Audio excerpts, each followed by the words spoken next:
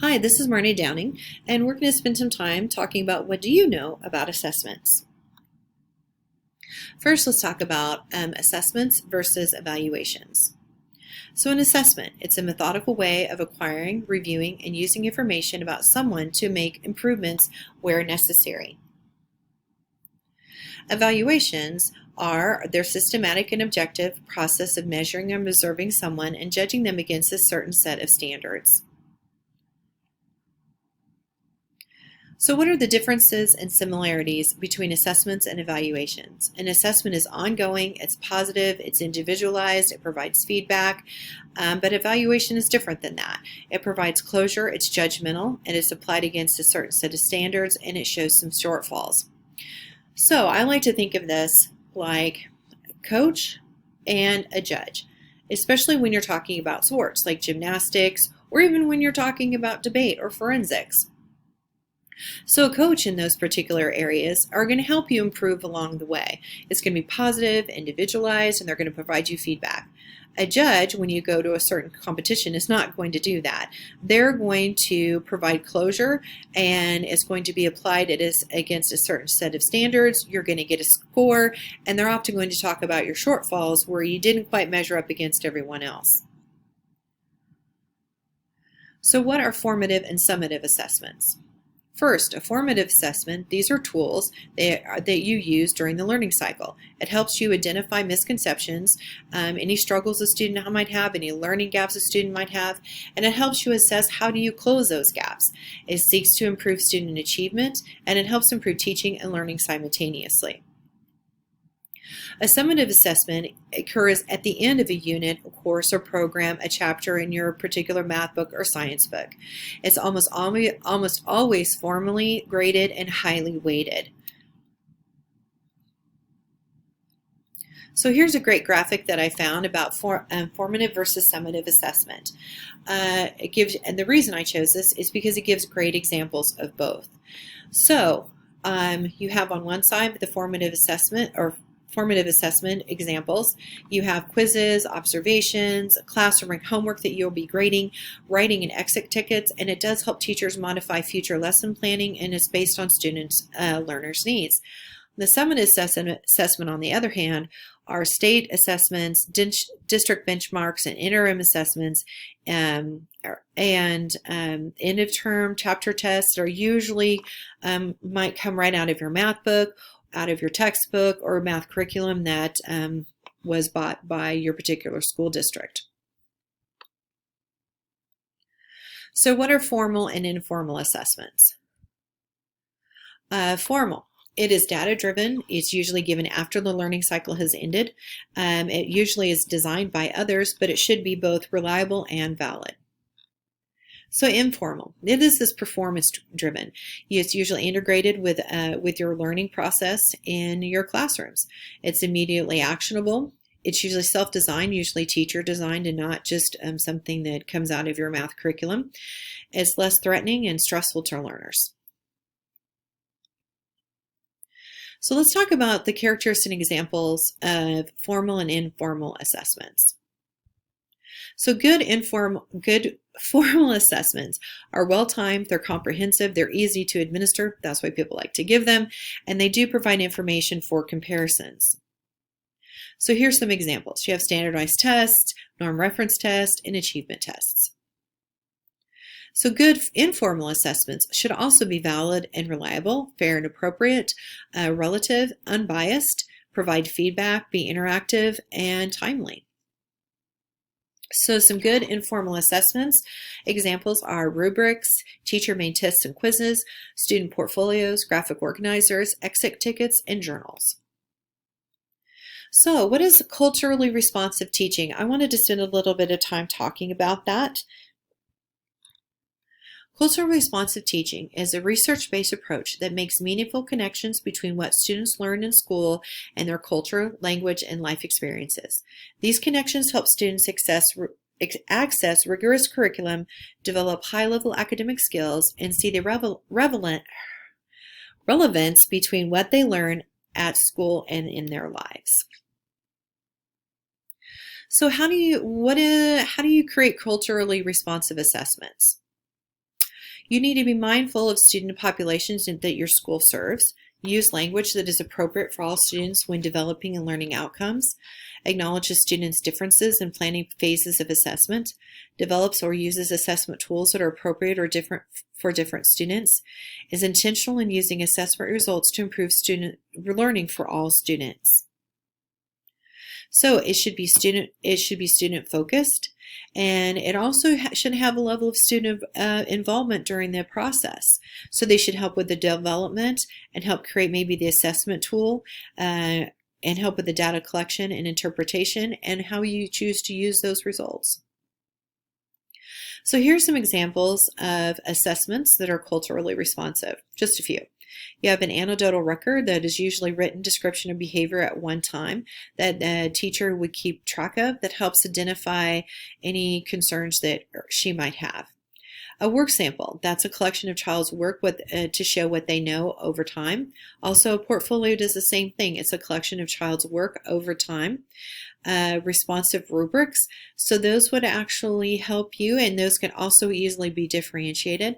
Capstone projects and checklists identify skills, child skills and knowledge, and an interview. So that means that you're actually taking time to engage that student in their assessment, and you might find out a lot more information through an interview than a standardized test or a multiple choice test or a true and false assessment. So we also need to make sure that we are going to use and analyze the data. We need to disaggregate the data so it is instrumental in forming changes. Disaggregating the data shows themes, and it also can show up any implicit bias towards race and students with disabilities. So why is assessment important? Assessment is an integral part of instruction as it determines whether or not the goals of an education are being met. When it works best, it provides diagnostic feedback, helps educators set standards, evaluates progress, relates to students' progress, and motivates performance. So we've got the data, now what do we do with it? So when you need to spend some time analyzing the assessment data. Make sure that you identify any patterns in the student's response to the test items. That helps inform your curriculum mapping and lesson planning. It helps teachers to evaluate, adjust, and use differentiated instruction. Students use data to evaluate their learning to determine readiness for the next step and set long-term range goals. And it also allows schools to use data in their part of their school improvement process by setting goals and creating action plans based on that data. So you also can use data to differentiate. It helps you choose student groups, create seating charts, and helps differentiate for individuals. And also can you use to help students' critical thinking skills. And lastly, we need to be very careful about the data that we use, especially when it comes from standardized assessments. Those usually have some inherent flaws. They can often be too narrow or of a scope or knowledge. It doesn't take any exception about their regionalism or cultural differences within your state. There's no accounting for social, economic, or disadvantaged barriers that hinder a child's performance. And there may be too many lasting inferences based about the students taking the test and not about what we can do to help them improve. So how do we promote student well-being? Schools are not just places where students acquire academic skills. They also help students become more resilient in the face of adversity, feel more connected with people around them, and aim higher in the aspirations of the future. Students' well-being refers to the psychological, cognitive, social, and physical functioning and capabilities that student needs to live a happy and fulfilling life. Effective teachers exhibit humor, enthusiasm, compassion, empathy, and are interested in and concerned for students' lives outside the classroom. Effective teachers are found to be possessing a degree of knowledge, effective delivery style, organization, and known for the amount of assigned homework. So what can you do? What can you do to help students' well-being in your classrooms? You need to make sure that you're trying to create positive relationships with students. Create a sense of well-being or sense of belonging environment in your classroom. Prepare assessments that account for students' performance, gender, and social and economic status, along with any students that have disabilities in your classroom. It's also a great idea to promote parent involvement and involve the whole community to combat bullying. So how do we measure well-being? This is much more challenging. The jump from promotion of well-being to the measurement of well-being is challenging and very complicated. We must avoid embracing well-being strategies based primarily on their measurability. We must take a relational approach to promoting and measuring well-being of all students. So teachers often have unique knowledge about their students, which should not be excluded from policy understandings and articulations of well-being. Professional judgment must be in central promotion of well-being.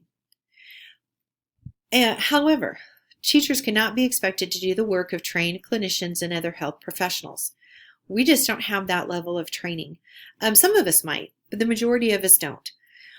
So requiring them to do so can be harmful to both the student and the teacher's well-being at the same time. So we need to be very careful about that. However, teachers often have a great amount of knowledge and understanding about the students they work with, the families they come from, and often will know some families quite well because they've had siblings in previous years. So how does leadership influence student learning? By setting directions, charting a clear course that everyone understands, establishing high expectations, and using data to track progress and performance. By developing people, providing teachers and others in the system with necessary support and training to succeed. And by making the organization work, ensuring that the entire range of conditions and incentives in districts and schools fully support rather than inhibits teaching and learning. I think these statements are very indicative of what a leader needs to be doing to help move a school forward, especially by setting the direction of that school. Somebody has to be at the helm. Someone has to be steering the ship in the direction that a school needs to be going, and that falls to your school's leadership. So what are our roles in school improvement as school leaders? We need to support and evaluate and develop teacher quality, build the capacity of the school for high performance and continuous improvement through management of the curriculum and teaching program, development of staff, and creating the climate and conditions for collective learning. Goal setting. We need to have goal setting, assessment, and accountability play a key role in integrating external and internal accountability systems by supporting their teaching staff and aligning instruction with agreed learning goals and performance standards. Next, we have strategic resource management. Strategic use of resources and their alignment with pedagogical purposes can help to focus all operational activities within the school on the objective of improving teaching and learning.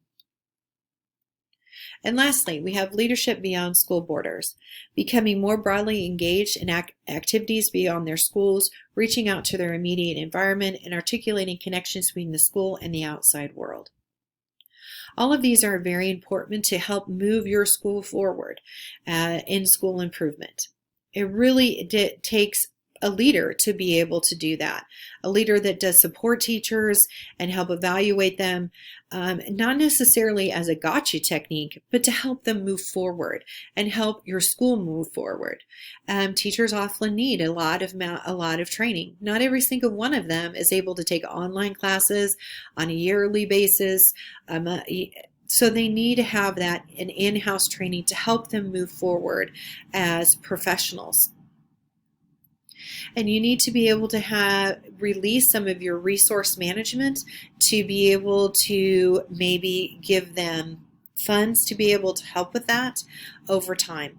So I found these to be extremely important. There were more, obviously, in the reading than these four, but I found these to be the most helpful when we're talking about school improvement.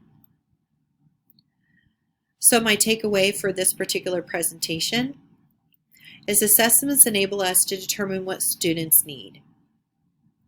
Fair isn't everyone getting the same thing. Fair is everyone getting what they need in order to be successful.